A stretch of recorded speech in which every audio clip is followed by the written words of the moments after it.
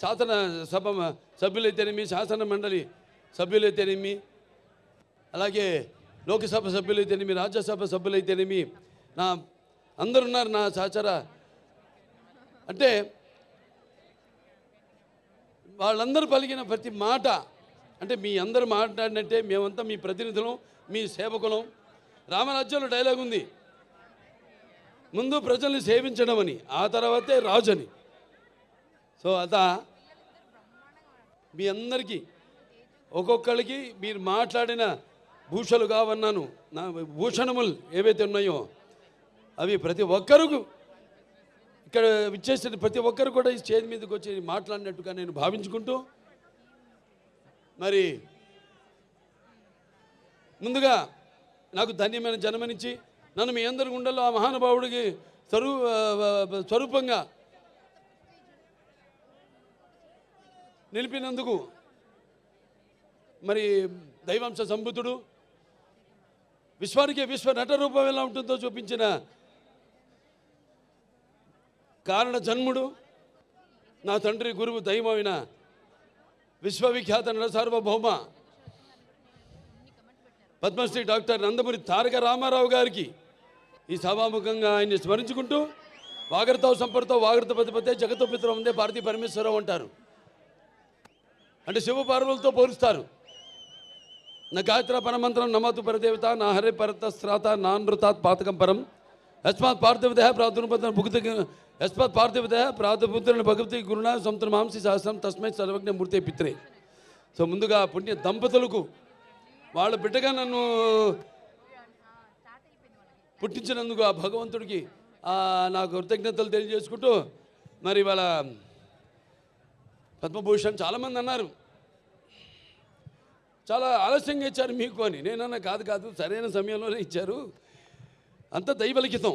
ఏది జరిగినా నా జీవితాలన్నీ కూడా సంఘటనలు కూడా అలాగే జరిగినాయి. నేను అటు cancer Basavataraka Indo American cancer hospital research institute chairman అయితేనేమి, లేకపోతే ఇటు ఒక శ్రీరామరాజ్యంలో రాముడిగా వేషం వేయడం ఏంటి, అలా ప్రతిదీ నా జీవితంలో ఎంతో సారూప్యం. నా నిజ జీవితంలో సంఘటనలకి, నేను సినిమాలు చేసిన పాత్రలకి ఎంతో సారూప్యం అలా కలిసి వచ్చింది నాకు. నేనన్నా లేదు ఇదే సరైన సమయం, ఎందుకంటే నాన్నగారిదేమో శత జయంతి జరుపుకున్నాం, ఆ తర్వాత నాకు వచ్చింది. ఆ తర్వాత నేను 3వ ఎమ్మెల్యేగా ఎన్నికయ్యాను, ఆ తర్వాత నాకు వచ్చింది. ఆ తర్వాత Basavataraka Indo American cancer hospital research ఇన్స్టిట్యూట్కి చైర్మన్గా 15వ సంవత్సరాలకు అడుగుపెట్టాను మొన్న మార్చి నెలలో. ఆ తర్వాత నాకు వచ్చింది. అలాగే 4 సినిమాలు వరుసగా హిట్లు, అఖండ కానీ, లేకపోతే వీరసింహారెడ్డి కానివ్వండి, నెలకొండ భగవంత్ కేసరి కానివ్వండి, ఆ తర్వాత డాకు మహారాజు కానివ్వండి, 4 సినిమాలు హిట్ల తర్వాత, దాని తర్వాత 50 సంవత్సరాలుగా హీరోగా ప్రపంచంలో ఎవడు లేడు. 50 సంవత్సరాలు హీరోగా, మధ్యలో క్యారెక్టర్ ఆర్టిస్టుగా దారి మరణమో అలా జరిగిందేమో కానీ వాళ్ళ క్యారియర్లో 50 సంవత్సరాలు హీరోగా నాకు నిలబడడానికి శక్తినిచ్చిన నా తెలుగు జాతికి నా కృతజ్ఞతలు తెలియజేసుకుంటున్నాను. ఏదైనా ఇప్పుడు బాలకృష్ణ గురించి చాలా రకాలుగా మాట్లాడుకుంటారు. ఏం చూసి బాలకృష్ణకి అంత పొగరంటారు, నన్ను చూసుకునే నాకు పొదనైన పొగరంటాను. ఎవరిని చూసి అంత ధైర్యం అని అంటుంటారు నన్ను చూసి. అప్పుడు నేను అంటాను, బాబు నా ఏదైతే నిజస్వరూపంతో అదే నన్ను ఉసుగొల్పే ఒక విప్లవంగా అడుగడుగునా నేను నడుస్తానని నేను చెప్తుంటాను. అలాగే నా రీతి ఏంటి, ఇతనికి అన్నీ తెలుసా అంటారు నన్ను చూసిన వాళ్ళందరూ. నన్ను నేను తెలుసుకునే కంటే పెద్ద విద్య లేదని ఒక సవాలుగా నిలబడతాను. నా మాట సూటిగా ఉంటుంది, నా మాట ముక్కు సూటిగా ఉంటుంది, నా వీక్షణం తీక్షణం దర్శనమిస్తుంది. అలాగే నా తీరు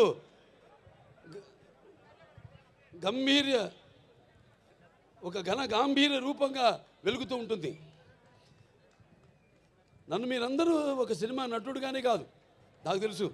ఎందుకంటే నాలో ఉన్న ఒక మానవత్వం అయితేనేమి, నా వ్యక్తిత్వం అయితేనేమి, నాలో ఉన్న నీతి నిజాయితీ నిబద్ధత అయితేనేమి, లేకపోతే నాలో ఉన్న నిష్కల్మషం అయితేనేమి, వీటిలన్నిటితో ఇప్పుడే కాదు ఇంకా ముందు ముందు తరాలు కూడా నా అభిమానులు పుడుతూనే ఉంటారు.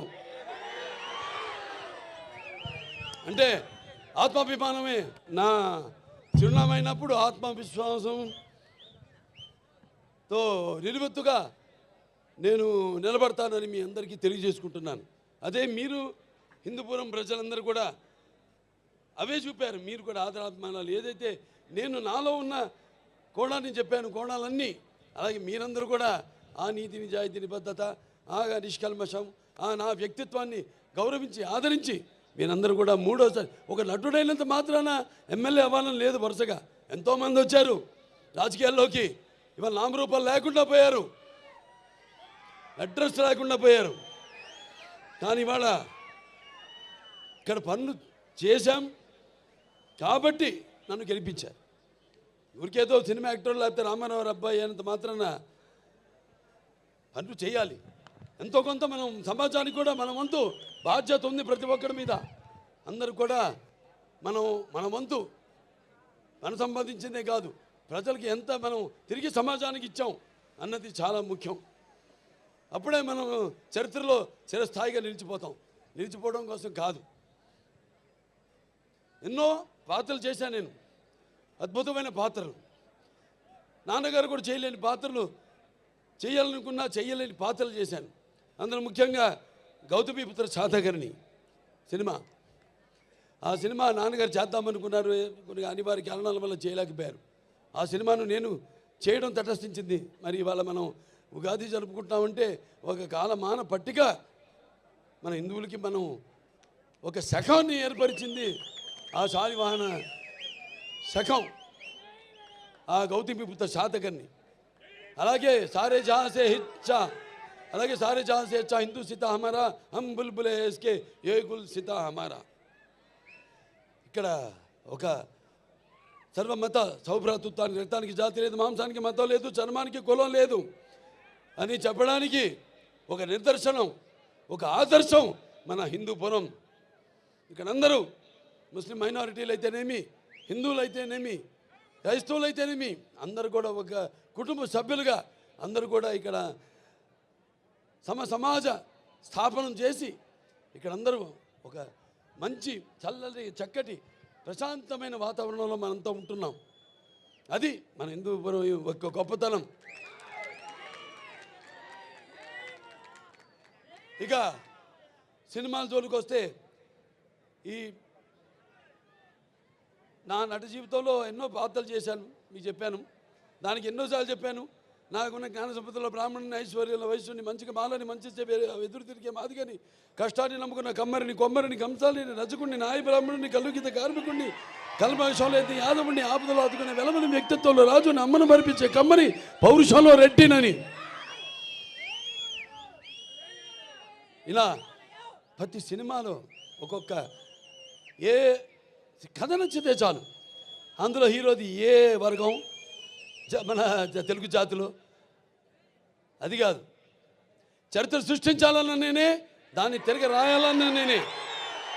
అదే నా నినాదం, అదే నా సంతకం. ఎన్నో అద్భుతమైన సినిమాలు. అందరూ నేను చాలాసార్లు అన్నా నా రెండో ఇన్నింగ్స్ ఇప్పుడు మొదలైందని. చాలామంది ఏమంటారు, పాపం అంటే అది గ్రహపాటు. నేను వాళ్ళని ఒకళ్ళ పేరు పెట్టి కానీ వేలెత్తి కానీ నేను చెప్పడం లేదు. అది గ్రహపాటు. వాళ్ళు ఉచ్చ స్థాయి నుంచి హీరో నుంచి మళ్ళీ క్యారెక్టర్ ఆర్టిస్టులుగా మారడం అది ఇది జరుగుతుంది. 4 హిట్లు ఇచ్చాం. రామారావు గారు నంబర్ 1 హీరో ఉండగా తెలుగు ఇండస్ట్రీలో, అంటే నిజం చెప్పాలంటే ఆయన పారితోషికం చూసుకుంటే, ఆయన చేసిన సంవత్సరానికి ఎన్ని సినిమాలు ఆ పారితోషికం లెక్కేసుకుంటే ఎవడు సూపర్ హీరో ఎవడు లేడంత పారితోషికం తీసుకున్నవాడు. అన్ని సినిమాలకి ఒక్కొక్కటి ఇండివిజువల్గా పారితోషికం ఉండొచ్చు ఎక్కువగా. అటువంటి సమయంలో ఆయన చలచిత్ర పరిశ్రమ నుంచి నిష్క్రమించి సమాజం ఏదేవాళ్ళు, ప్రజలు ఏదేవాళ్ళు, నేను అందులో ఒక అర్చకుణ్ణి అని తెలుగుదేశం పార్టీని స్థాపించారు. అలాగే ఇప్పుడు 4 ఇట్లు ఇచ్చిన తర్వాత నా 2వ ఇన్నింగ్స్ మొదలవుతుందని చెప్తున్నా. అది నేను చెప్పొచ్చేది. ఇప్పుడు చూపిస్తా ఇక్కడి నుంచి. అస్సలు చూడు, ఒకవైపే చూడు, రెండో వైపు చూడాలనుకోకు, తట్టుకోలేవు, మాడిపోతావు. ఇప్పుడు చూస్తారు, ఇక్కడి నుంచి చూపిస్తా. అసలు చలనచిత్ర పరిశ్రమ ఇక ముందు ఎటువంటి సినిమాలు, ఎటువంటి అంటే మీరు ఊహించని, మీకు మీ అంచెలకు కూడా అందని సినిమాలు ఎలా చేస్తారో ఇక మీరు చూస్తారు. అంటే ఇదంతా ఒక సినిమాలు చేసేయాలి ఎక్కువని కాదు, లేకపోతే నాకు వయసు అయిపోతుందని కాదు. ఆలోచనలు బాగా వేడివేడిగా ఉన్నప్పుడే పంచపక్ష పరమన్న పుట్టించాలి. మనల్ని అందరూ అన్నారు, పంచకట్టులో ఎన్టీ రామారావు గారిని గుర్తు చేశారు మన పద్మభూషణ్ అని. దాంట్లో మన మంచి పద్యం ఉంది, శ్రీనారాయణ గారు రాశారు. దాంట్లో మరి పంచపక్ష పరమాన్నం ఉన్నా మన ఆంధ్ర ఏమంటే మనం గోంగూర పచ్చడి కోసం గుటకలేవాడు, గోంగూర పచ్చడి కోసం గుటకలేవాడు, అదే కండువాలు వెళ్ళిది గడపైన దాటని వాడు ఎవడయ్యా వాడు, తెలుగువాడు ఇంకెవ్వడు మన ఇంటి వాడు అని. అలాగే మన భాష, ఇందాక చాలామంది చెప్పారు డైలాగులని. మరి తెలుగుదేల ఎన్న దేశము తెలుగు ఏన తెలుగు వల్లముండ తెలుగు కండ ఎల్ల నృపులు కలు వెరుగవే భాషాడి దేశ భాషలందు తెలుగు లెస్స. మరి మన భాషని మనం ఏమంటాం, బయట వాళ్ళు అంటారు ఇటాలియన్ ఆఫ్ ద ఈస్ట్ అని. అనేటువంటి భాష మంది. ఆ భాషలో తెలుగు జాతిలో మనం పుట్టడం మన పూర్వజన్మ సుకృతం, మనందరం కనపడాలి. అలా తెలుగు భాష కూడా మనం మాట్లాడుతున్నందుకు మనం ఎంతో ఆనందించాలి. సో అటువంటి ఈ యొక్క పద్మభూషణ్ సరే నాకు కోరిక తీరుతుంది, అది నాకు కూడా తెలుసు. ఎందుకంటే సమాజంలో ఎన్నో సంస్కరణలు తెచ్చారు చాలామంది, నేను కాదన్ను. సమాజంలో చాలామంది ఎన్నో సంస్కరణలు తెచ్చారు. కానీ అవి కథల వరకు, లేకపోతే పుస్తకాల వరకు, లేకపోతే అవి నెరవేరకుండా ఉండే ఎన్నో సంస్కరణ కోసం ప్రయత్నించడం జరిగింది. కానీ ఒక ఎన్టీఆర్, నేను చెప్పాను ఎన్టీఆర్ అంటే కేవలం నందమూరి తారక రామారావు గారు కాదు. ఎన్ అంటే నటనాలయం, ఇల్లే ఒక నటనాలయం. టీ అంటే తారామండలంలోని తారక ధ్రువ తారకుడు. ఆర్ అంటే రారాజు రాజర్షి రాజకీయ దురంధరుడు, రమణీయ రమ్య గమనీయ సౌమ్య గుణధాముడు ఎన్టీఆర్ అని. మరి ఆయన నిరుపేదలకు, అట్టడుగున దారిద్ర రేఖ దిగువ ఉన్న వారందరికీ కనీస అవసరాలైన కూడు గూడు గుడ్డ ఇచ్చిన ఒక మహానుభావుడు నందమూరి తారక రామారావు గారు. సరే, ఆయన బిడ్డగా, ఆయన ఒక ఆర్టిస్ట్గా, ఆయన వారసుడిగా దాన్ని పరంపరను ముందుకు తీసుకెళ్ళడం, అలాగే ప్రజాసేవలోకి ఎమ్మెల్యేగా అయితేనేమి, లేకపోతే బసవంతారక ఇండో అమెరికన్ క్యాన్సర్ హాస్పిటల్ అయితేనేమి, లేకపోతే నా ఎన్బికే ట్రస్ట్ ద్వారా అయితేనేమి, నేను ఒక్కడనే కాదు, భావస్తురాణి జన్మాంతర సహృదాణి అన్నాడు మహాకవి కాళిదాసు. అంటే పూర్వజన్మలో మనకున్న పరిచయంతో ఈ జన్మలో ఒకరిద్దరిని మనం పొందగలుగుతాం ఆ వాసనతో. కానీ ఎన్ని వేల లక్షల కోట్ల మంది అభిమానులు పొందడం అంటే అది మరి ఏ రుణానుబంధమో, ఏ జన్మల అనుబంధమో, ఏ విడదీయలేని అనుబంధమో కదా అని నాకు అనిపిస్తూ ఉంటుంది. మరి వాళ్ళ నా అభిమానులు కూడా ఎంతోమంది సోషల్ మీడియా ద్వారా నేను చేస్తున్న కార్యక్రమాలు అయితేనేమి, మంచికి సోషల్ మీడియాని మంచిగా దాన్ని వాడుకుంటూ ఆ మాధ్యమాన్ని ప్రజల్లో ఒక చైతన్యం తీసుకొస్తున్నారు. అలాగే ఎంతోమంది మన అనంతపురి జగన్ గారు ఉన్నారు, లేకపోతే గ్రంథాల చైర్మన్గా మా గౌస్మతి నాయన వీళ్ళ పుట్టినరోజు కూడా అనుకుంటా. ఇక్కడ గౌస్ భాయ్ తుమ్మే జన్మదిన ముబారకో, అల్లా తుమ్మే లంబీ ఉమర్దే. అలాగే ఇంకా చాలామంది ఉన్నారు, మోతీలాల్ గారు ఉన్నారు, కర్నూలు ఫ్యాన్స్, క్యాన్సర్ పేషెంట్స్, ఈ బ్లడ్ క్యాన్సర్, థాలసీమియా చిన్నపిల్లలకి వాళ్ళందరూ కూడా సేవలు అందిస్తున్నారు. సో అది వాళ్ళందరూ నాకు అభిమానులను చెప్పుకోవడానికి నాకెంతో గర్వంగా ఉంది. నా వారసులను చెప్పుకోవడానికి నాకు గర్వంగా ఉంది. అంటే నేను చెప్పాను, నా ఇక తరతరాలుగా నా అభిమానులు పుడుతూనే ఉంటారు అని. ఈ కార్యక్రమాలు మేమందరం కూడా ఇలాగే కొనసాగిస్తాము. అలాగే ఈ యొక్క పరంపరను అలాగే కొనసాగిస్తాం. ఈ సేవా కార్యక్రమాలన్నింటినీ కూడా నాదొకటే, అది కూడా నేను చెప్పాను ఇందాక జరిగి తీరుతుందని. రామారావు గురించి మాట్లాడినప్పుడు ఆయనకి భారతరత్న, అది ప్రతి తెలుగువాడి కోరిక. ఆయనకి భారతరత్న ఇచ్చి వారికి ముందుగా నా కృతజ్ఞతలు తెలియజేసుకుంటూ నాకు పద్మభూషణ్ ఇచ్చినందుకు, నా కార్యక్రమాలు కానీ ఆర్టిస్ట్గా ఇచ్చారు పద్మభూషణ్. సరే సంతోషం. కానీ రామారావు గారికి భారతరత్న ఇచ్చినప్పుడే వాళ్ళని గౌరవించుకున్నట్టని కేంద్ర ప్రభుత్వానికి తెలియజేసుకుంటూ, ముందు అతి త్వరలోనే పరిగెత్తులోనే రామారావు గారికి భారతరత్న ఇచ్చి తీరాలన్నది ప్రతి తెలుగువాడి కోరిక. మరి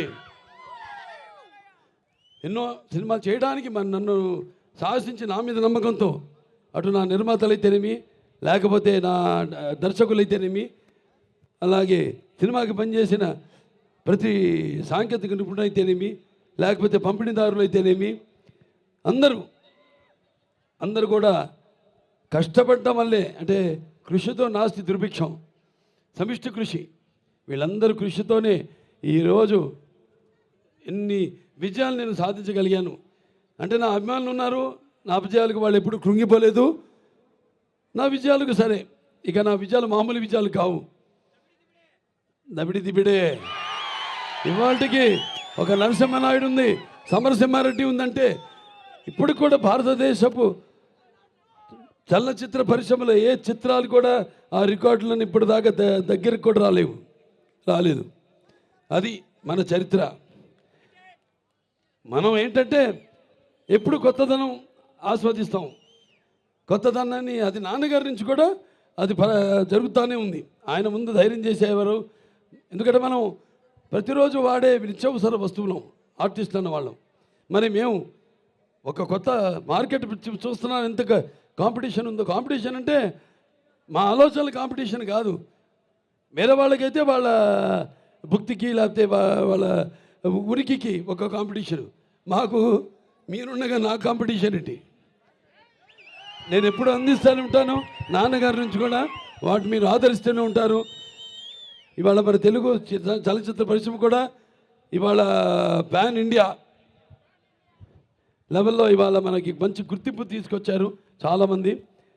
వాళ్ళందరూ కూడా ఒక కళాకారుడిగా, ఎందుకంటే ఇది కళలకి నాకు ఇచ్చిన అవార్డు కాబట్టి పద్మభూషణ్, వాళ్ళందరూ కూడా వాళ్ళు అందించిన సేవలకు కూడా నా కృతజ్ఞతలు తెలియజేసుకుంటూ మరొకసారి ఇక ఎన్నో కార్యక్రమాలు ఉన్నాయి ఇంకా అభివృద్ధి చేయాల్సినవి. వచ్చిన సంవత్సరం లోపే 50 కోట్లు పెట్టి ప్రతి ఊళ్ళో కూడా తార్ రోడ్డు, అలా సీసీ రోడ్లు, డ్రైనేజీలు వేయడం, నిర్మించడం జరిగింది. ఈ ఎంజిఎం గ్రౌండ్ కూడా 2,20,20 లక్షల రూపాయలు ఇండోర్ స్టేడియంకి శాంక్షన్ చేయడం జరిగింది. అతి త్వరలోనే దాన్ని కూడా పూర్తి చేస్తాం. ఇంకా ఎన్నో ఇక్కడ మన హిందూపూర్ టౌన్లో కూడా ఒక 92,50 లక్షల రూపాయలు సీసీ రోడ్లు, వీటన్నిటిని కూడా ఇక చాలా ఉన్నాయి. ఇది అవన్నీ మాట్లాడుకోవాల్సిన విషయాలు కాదు. అయినా ఇంకా చాలా ఉంది చేయడానికి ఇక్కడ అని చెప్పడానికి యువతరానికి ప్రతినిధులు, నవతరానికి నాయకులు, భావితరానికి భారతదేశ మహాశక్తి మీ అందరూ కూడా పరిశ్రమలు తెచ్చి, నేను ఎందుకు అంటానంటే ఈ మాట, మీకు ఉపాధి కల్పించాలి. మీకు ఉపాధి కల్పించాలంటే పరిశ్రమలు రావాలి.